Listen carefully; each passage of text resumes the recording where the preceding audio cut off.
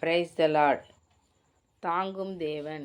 நீ பயப்படாதே, நான் உன்னுடனே இருக்கிறேன். திகையாதே, நான் உன் தேவன். நான் உன்னை பலப்படுத்தி உனக்கு சகாயம் பண்ணுவேன். என் நீதியின் வலது கரத்தினால் உன்னை தாங்குவேன். ஏசாயா 41:10. முதலாவது இந்த வசனத்தில் பயப்படாதே என்று கூறுகிறதை பார்க்கிறோம். அடுத்ததாக நான் உன்னுடனே இருக்கிறேன் என்று கூறுகிறார்.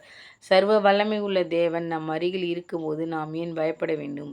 அநேக காரியங்களுக்காக நாம் பயந்து கொண்டிருக்கிறோம். இயேசு கிறிஸ்துவை சொந்த இரட்சகராக ஏற்றுக்கொண்டுள்ள தேவப்பிள்ளையே, அவர் உன்னோடு தான் இருக்கிறார். அவர் உன்னோடு இருக்க நீ ஏன் பயப்படுகிறாய் என்று கேட்கிறார்.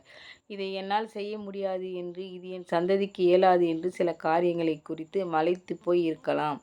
ஆனால் கர்த்தர் சொல்கிறார், நான் உன்னோடு இருக்கிறேன். நான் உன்னை பலப்படுத்தி உனக்கு சகாயம் செய்வேன் என்று கூறுகிறார். கர்த்தர் நம்மோடு இருப்பதினால் நாம் எல்லாவற்றையும் செய்ய முடியும். பவுல் அப்போஸ்தலன் கூறுகிறார், பிலிப்பியர் 4:13.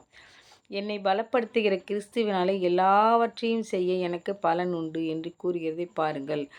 இயேசு நம்மோடு இருக்கிறதுனால் நீங்கள் எல்லாவற்றையும் செய்ய, உங்களை பலப்படுத்தி அதை லகுவாக செய்து முடிக்க கர்த்தர் உங்களுக்கு உதவுவார். மூன்றாவதாக, என் நீதியின் வலது கரத்தினால் உன்னை தாங்குவேன் என்று கூறுகிறார். என்னை தாங்குவதற்கு, என்னை உயர்த்துவதற்கு யாரும் இல்லை என்று ஏன் புலம்புகிறீர்கள்? சர்வ வல்லமையுள்ள தேவன் அவருடைய நீதியின் வலது கரத்தினால் உங்களை விழாதபடிக்கு தாங்கி பிடித்து, எல்லோருடைய கண்களும் ஆச்சரியப்படும் வண்ணமாக உங்களை உயர்த்த அவர் வல்லமை உள்ளவராயிருக்கிறார். அவருடைய வலது கரம் உங்களை தாங்குகிறது. கவலைப்படாதீர்கள். தேவைகளை சந்திக்கும் தேவன். இப்போதும் மகளே, நீ பயப்படாதே, உனக்கு வேண்டியபடியெல்லாம் செய்வேன். நம்முடைய தேவன் நம்முடைய தேவைகளை அறிந்தவர். நாம் அவரிடத்தில் ஜெபத்தில் கேட்கிற யாவையும் மறுக்காமல் தருகிறவர். என்னுடைய எதிர்காலம் எப்படி இருக்கும் என்று குறியோடு பயத்தோடு இருக்கிற தேவப்பிள்ளையே, இந்த வசனத்தை பாருங்கள். பயப்படாதே, உனக்கு வேண்டியபடியெல்லாம் செய்வேன் என்று கூறுகிறாரே. விசுவாசியுங்கள், தேவன் நிச்சயமாய் உங்கள் தேவைகளை சந்திப்பார். நம்முடைய தேவைகளை தேவன் சந்திக்க வேண்டுமானால், நாம் வேண்டியது எல்லாம் நடக்க வேண்டுமானால் நாம் என்ன செய்ய வேண்டும்?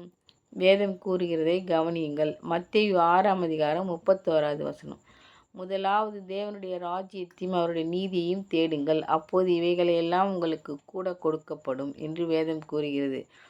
ஆகவே நாம் தேவனுக்கும் தேவனுடைய ராஜ்யத்துக்கும் உரியவைகளை நாடி தேடுவோமானால் எல்லாவற்றையும் தேவன் நமக்கு கூட்டி தருவார். சங்கீதம் 37:4. கர்த்தரிடத்தில் மனமகிழ்ச்சியாயிரு, அவர் உன் இருதயத்தின் வேண்டுதல்களை உனக்கு அருள் செய்வார் என்று வேதம் கூறுகிறது போல, கர்த்தருடைய சமூகத்தில் சந்தோஷத்தோடு பாடி துதித்து விசுவாசத்தோடு மகிழ்ந்திருப்போமானால் தேவன் நம்முடைய எல்லா வேண்டுதலுக்கு பதில் தந்து நம்முடைய வாழ்க்கையை ஆசீர்வாதமாக மாற்றி தருவார்.